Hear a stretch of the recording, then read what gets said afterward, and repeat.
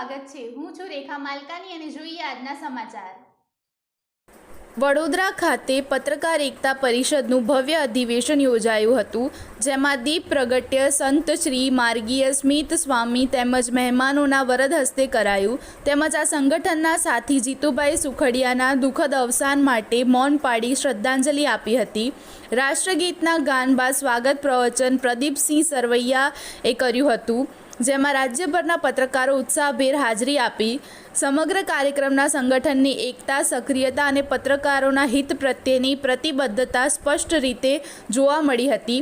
પ્રદેશ પ્રમુખ લાભુભાઈ કાતરોડિયાએ પોતાના માર્ગદર્શન હેઠળ પત્રકારોના કલ્યાણ માટે મહત્વપૂર્ણ જાહેરાત કરતા જણાવ્યું હતું કે આવનારા વર્ષ દરમિયાન રાજ્યના તમામ જિલ્લાઓના પત્રકારો માટે વ્યાપક વીમા યોજના અમલમાં મૂકવામાં આવી છે।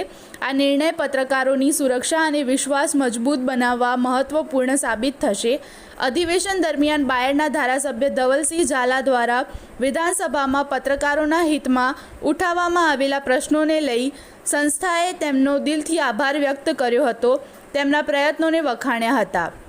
મહિલા વિંગ અધ્યક્ષ શમીમબેન પટેલ દ્વારા પણ મહિલા પત્રકારોને સ્વતંત્ર અને સ્વમાની બનવા લોક પ્રશ્નો સાથે નારી ઉત્થાનના કામે લાગવા તેમજ સિંહણ બનવા સંગઠનમાં જોડાઈ પરિવારની ચિંતા સાથે સમાજની ચિંતા કરવા હાકલ કરી સૌને મોટી સંખ્યામાં વીમાનો લાભ લેવા તેમજ સંગઠનમાં જોડાવા હાકલ કર્યા હતા।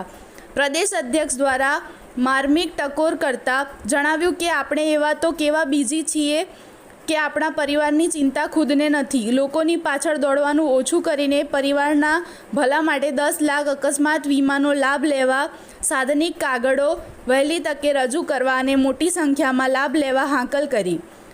આ કાર્યક્રમમાં ખાસ દ્વારકાથી મનોજભાઈ સોની ઉપાધ્યક્ષ, ધર્મેશભાઈ વસંત ઉપાધ્યક્ષ તેમજ મહામંત્રીઓની પણ હાજરી હતી।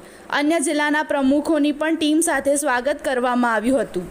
આ પ્રસંગે અરવલ્લી જિલ્લામાંથી ભરતભાઈ ભાવસાર, વિનોદભાઈ ભાવસાર તેમજ મનોજ રાવલની ઉપસ્થિતિમાં સ્વામી માર્ગીય સ્મિત સ્વામીએ પત્રકારોના પરિવારની ચિંતાની સરાહના કરી વ્યક્તિગત સ્વાર્થ, અહમ અને ટકરાવમાંથી બહાર નીકળી આવી સંસ્થાના સદસ્ય બનવા સૌને ટકોર કરી હતી।